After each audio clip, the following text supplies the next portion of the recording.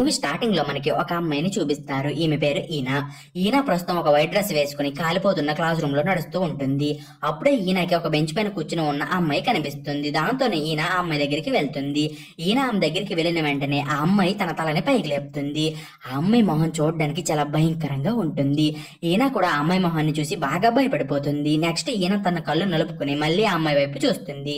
కానీ ఈసారి ఈనాకి ఆ అమ్మాయి కనిపించదు. అప్పుడే ఈనా జీవన్ అంటూ ఆ అమ్మాయిని పిలుస్తూ ఆమె కోసం వెతుకుతుంది.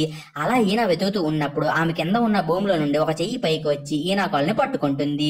దాని దెబ్బకి ఈనా గుండె ఆగినంత పని అవుతుంది. అలాగే ఆమె భయంతో గట్టి గట్టిగా అరుస్తూ పరుగులు పెడుతుంది. అప్పుడే సడన్ గా ఈనా ఒక హాస్టల్ రూమ్ లో నిద్రలేస్తుంది. ఇక్కడ మనకి ఈనా ఇప్పటి వరకు ఒక కలకంది అనే విషయం గురించి అర్థమవుతుంది. నెక్స్ట్ సీన్ లో మనకి ఈనా చదివే స్కూల్ ని చూపిస్తారు. ప్రస్తుతం ఈనా వాళ్ళ స్కూల్లో మిడ్ టర్మ్ ఎగ్జామ్స్ జరుగుతూ ఉంటాయి. దాంతో స్టూడెంట్స్ అందరూ కూడా బాగా నర్వస్ గా ఫీల్ అవుతూ ఎగ్జామ్స్ కి అటెండ్ అవుతారు.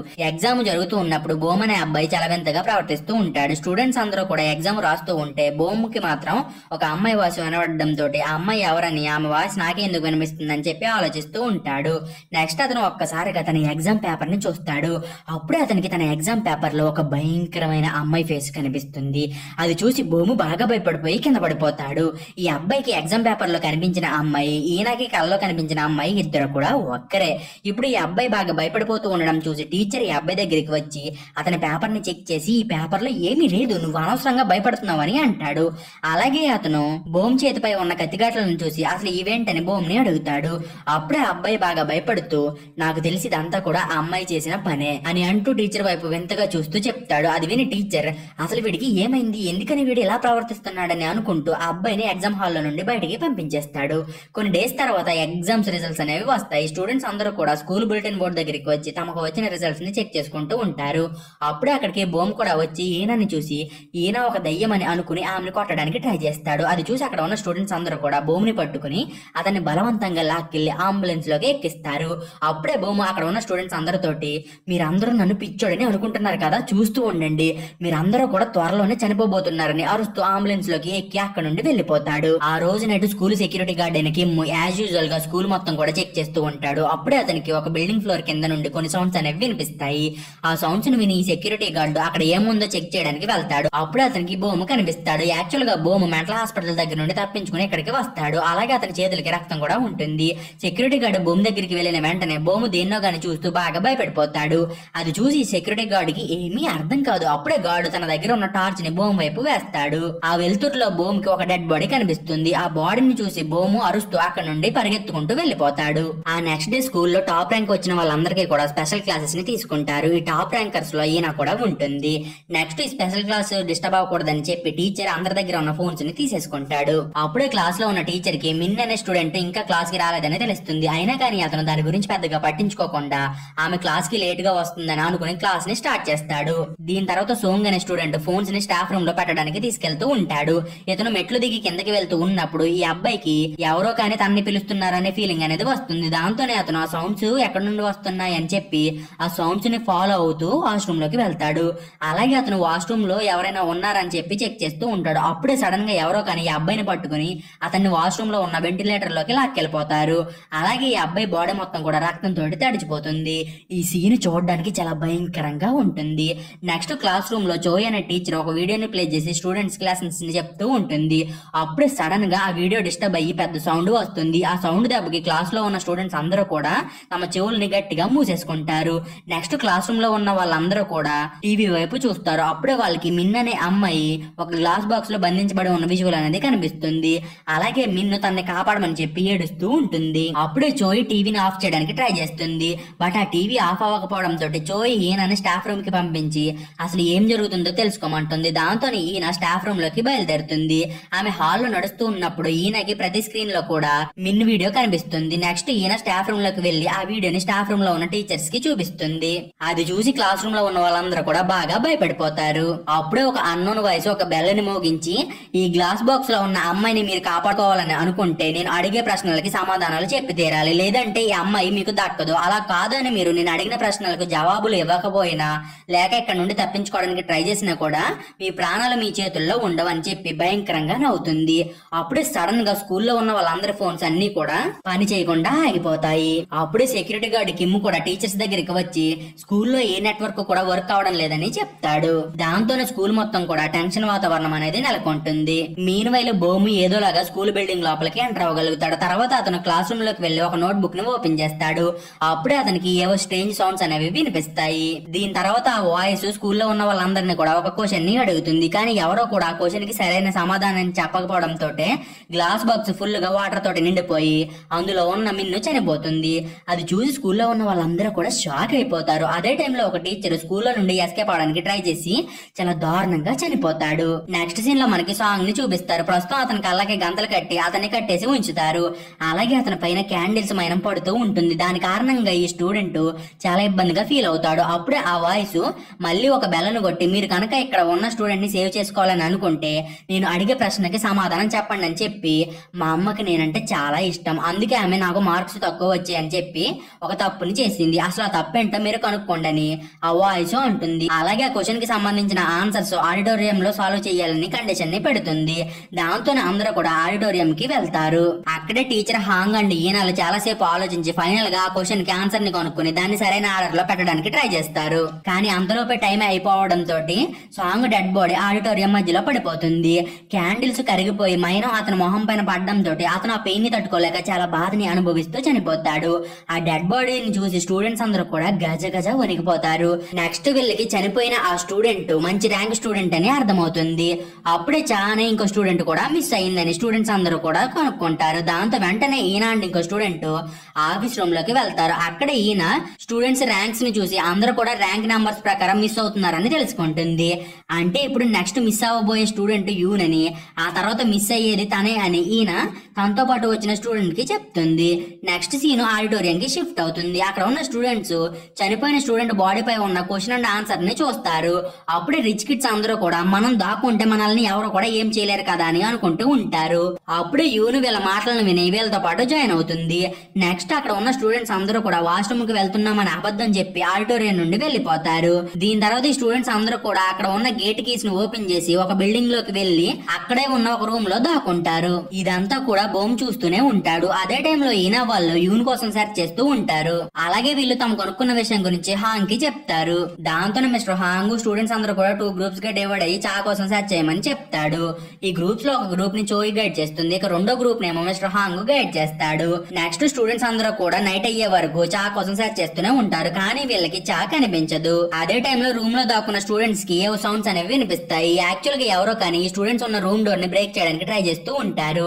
అప్పుడే సడన్ గా రూమ్ డోర్ కి హోల్ అనేది పడుతుంది. ఆ హోల్ ని చూసి అందరూ కూడా భయపడుతూ ఉంటే ఒక స్టూడెంట్ మాత్రం హోల్ దగ్గరికి వెళ్తాడు.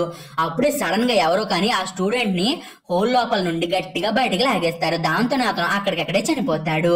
అది చూసి స్టూడెంట్స్ అందరికి ప్యాంట్లు తడిచిపోతాయి. అలాగే వాళ్ళు భయంతో గట్టిగా అరుస్తూ ఉంటారు. నెక్స్ట్ హాంగ్ గ్రూప్ కి ఒక రూమ్ లో లైట్ వెలుగుతూ కనిపిస్తుంది. దాంతో వీళ్ళు ఆ రూమ్ కి వెళ్తారు. అక్కడే వీళ్ళకి బోర్డు పైన కొన్ని పిక్చర్స్ అనేవి కనిపిస్తాయి. ఇప్పుడు వీళ్ళు ఆ పిక్చర్స్ ద్వారా ఒక కోడ్ ని డీకోడ్ చేసి అక్కడ ఉన్న ల్యాప్టాప్ లో ఆ పాస్వర్డ్ ని ఎంటర్ చేయాల్సి ఉంటుంది. ఒకవేళ వీళ్ళు పాస్వర్డ్ ని డీకోడ్ చేయకపోతే చా చనిపోతుంది. ఇంకో పక్క చోయ్ గ్రూప్ కి ఒక రూమ్ లోపల లైట్స్ వెలుగుతూ ఆడుతూ కనిపిస్తాయి.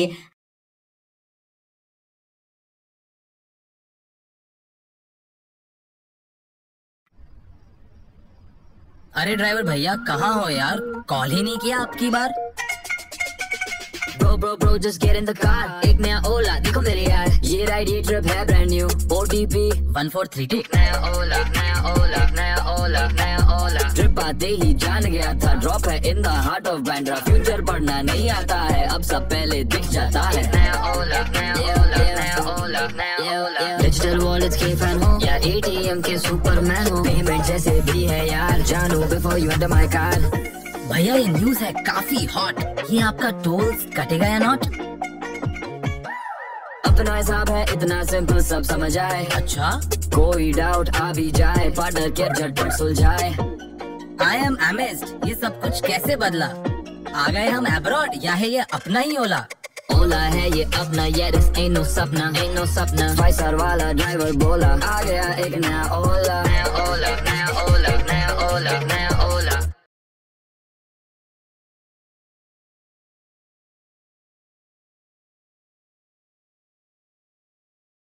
అది చూసి ఈ గ్రూప్ ఆ రూమ్ దగ్గరికి బయలుదేరతారు. అప్పుడే వీళ్ళకి రిచ్ కిడ్స్ హాల్ లోపల భయంతో పరుగులు పెడుతూ కనిపిస్తారు. అలాగే వీళ్ళు ఆ చీకట్లో ఏం చేస్తున్నారో తెలియకుండా గట్టి గట్టిగా అరుస్తూ ఒకరినొకరు కొట్టేసుకుంటూ ఉంటారు. ఇదంతా కూడా బోము హాల్లో నిలబడి చూస్తూ ఉంటాడు. అలాగే అతనికి ఆ స్టూడెంట్స్ మధ్య ఉన్న గోస్ట్ కూడా కనిపిస్తుంది. కొంచెం సేపటి తర్వాత లైట్స్ అన్ని కూడా నార్మల్ గా వర్క్ అవుతాయి. అప్పుడే అక్కడ ఉన్న వాళ్ళందరికీ కూడా సూజిన్ అనే స్టూడెంట్ మిస్ అయింది అనే విషయం గురించి తెలుస్తుంది.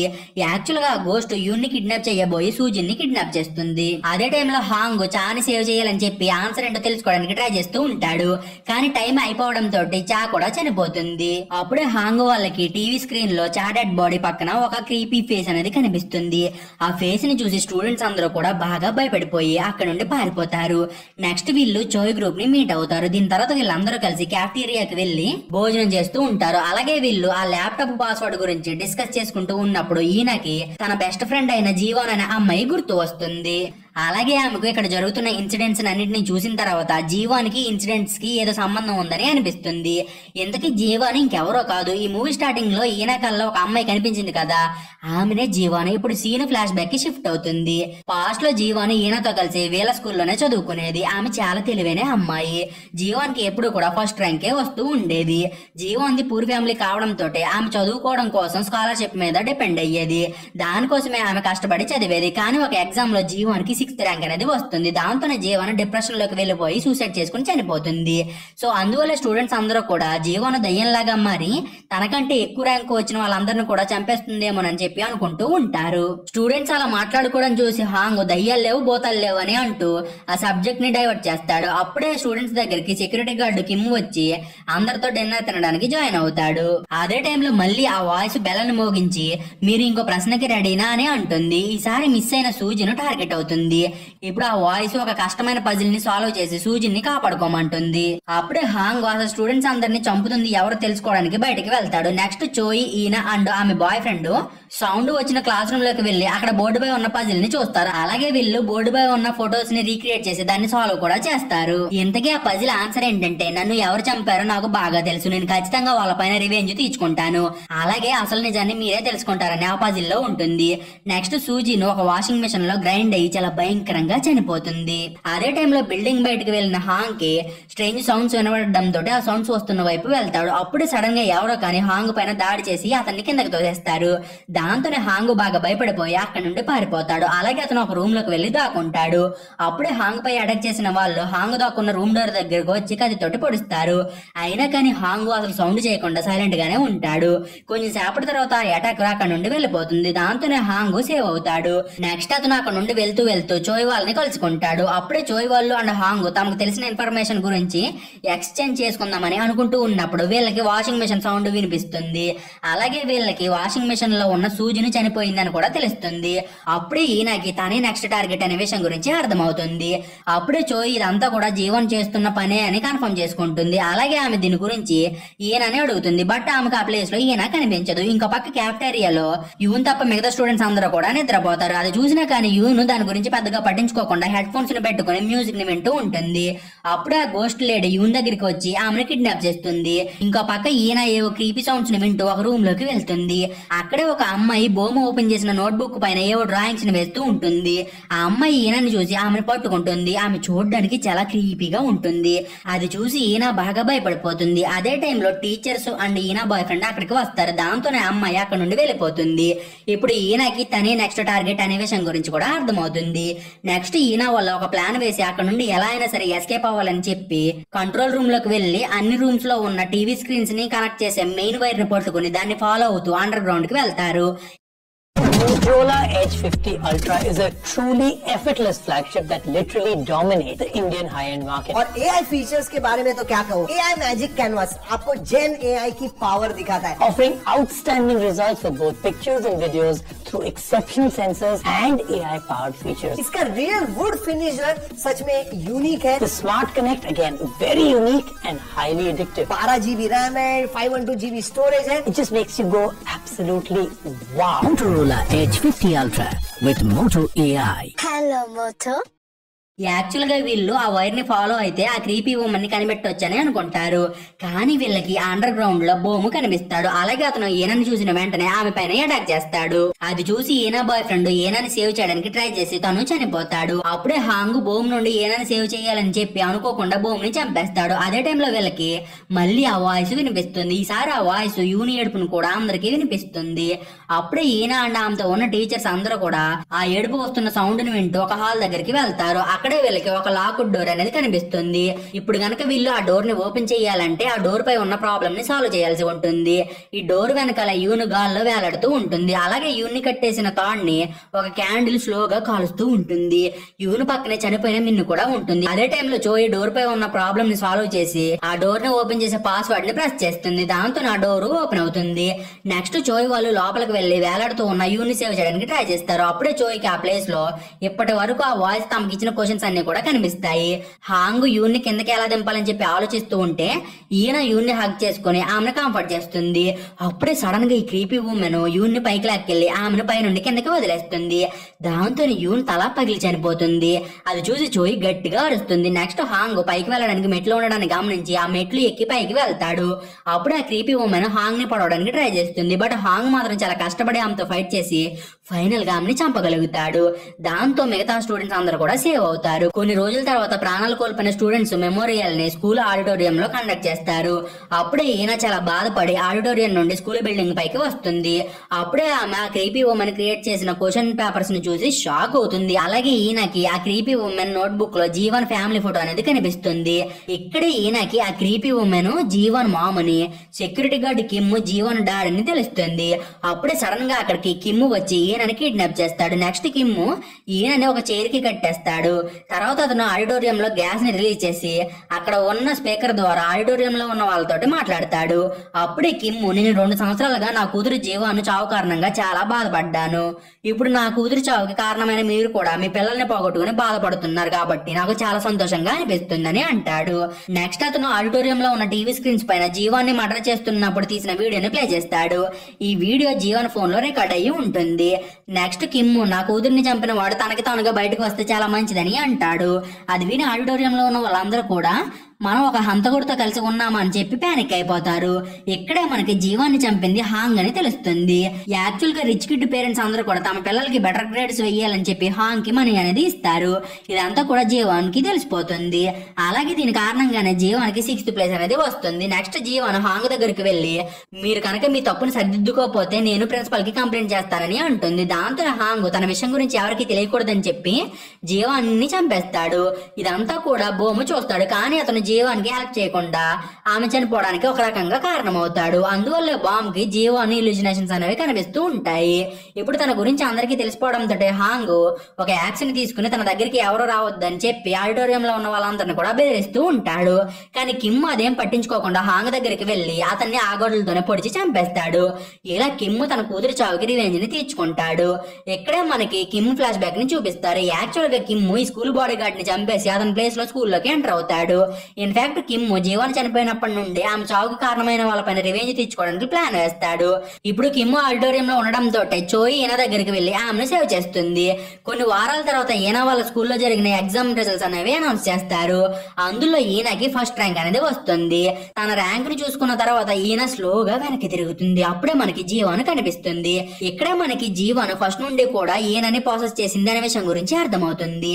అందుకే బొమ్మ ఈయనని చూసిన ప్రతిసారి కూడా బాగా భయపడిపోయి ఆమె పైన అటాక్ చేయడానికి ట్రై చేస్తూ ఉంటాడు. ఇక్కడితోటి ఈ మూవీ అనేది ఎండ్ అవుతుంది. సో ఈ రోజు కింద ఫ్రెండ్స్ మీకు కనుక ఎక్స్ప్లెనేషన్ నచ్చితే చాలా సబ్స్క్రైబ్ చేసి కానీ ఆన్లో పెట్టుకోండి.